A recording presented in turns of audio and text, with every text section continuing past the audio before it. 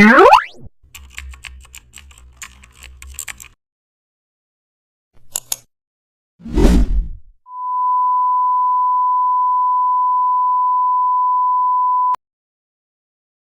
back to the channel. Don't forget to like, share and subscribe for more updates.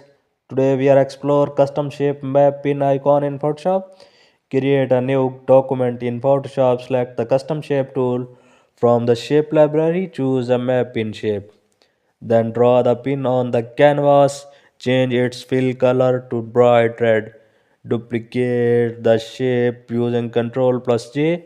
Resize the duplicate slightly smaller. Change its color to darker shade. Move it down a little to create depth.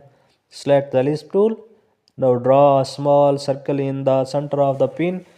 Change circle color to white. Align everything to the center. Zoom in to refine edges. Add subtle shadows if needed. Map pin looks clean